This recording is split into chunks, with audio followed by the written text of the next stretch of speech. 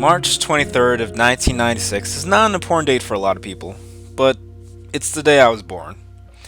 My name is Jorge Luis Satertua, but you can just call me George. I go to school part-time, work nearly full-time, and make silly videos for the internet. For anyone who has known me at some point, you might think I'm a quiet guy, or a funny guy, or an awkward guy that tries to be funny. And for anyone who has never met me, well, I'm very introverted. I find myself to have three different moods. I'm either quiet and just want to be left alone, zany and just completely silly, or just a nice and calm guy. My parents never taught me how to talk to people, but I don't want to blame them for my flaws because that should fall on me. So whenever I have a conversation with someone, they end up doing most of the talking because I legitimately don't know what to say. Being as quiet and as awkward as I am, it also means I don't have a lot of confidence.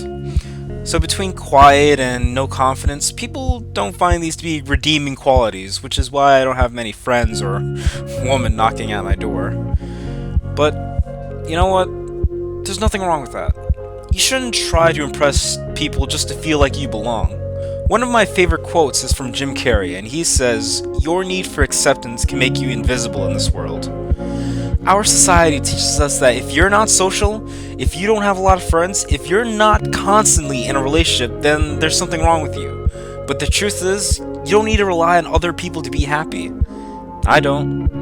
What keeps me happy are my passions and my ambition. There's so much I want to accomplish. Having a purpose in life is what is going to keep you happy. Whenever I meet someone who constantly needs to rely on others to be happy, I attempt to sympathize, but at the same time to think to myself, why? I feel like a large amount of people feel as if they need to be happy 24/7 in order to be considered a happy person, but that's simply untrue. No normal human being can be happy every second of every day. It is literally impossible.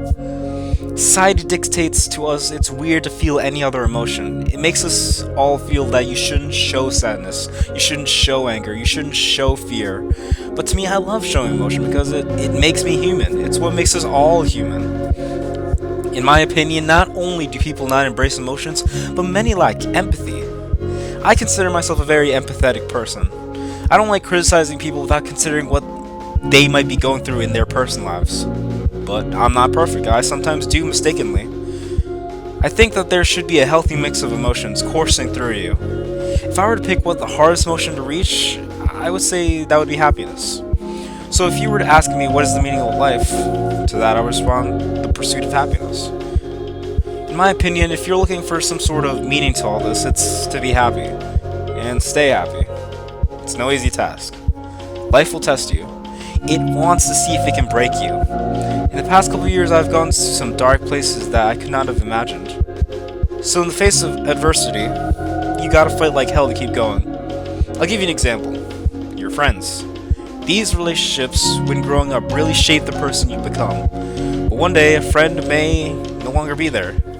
Maybe because of a fight, maybe because they moved away, or maybe their life was taken away. Whatever it may be, life is going to test whether you can handle it or not. Some friends are meant to be there for you, and if they leave, maybe it's for the best. But what about the relationship you have with your family? Many people take them for granted, including myself. But then sometimes I remember that they are all I got. So the hardest test for me would be if life took any of them away from me. That I don't know if I'll be able to handle. And then there's love. Oh, love. Love makes life worth living for, which to an extent is true. People take that saying way too seriously and focus all of their energy on their significant other, when in actuality a relationship should be a bonus in your life, not a necessity. Well, that's it for me.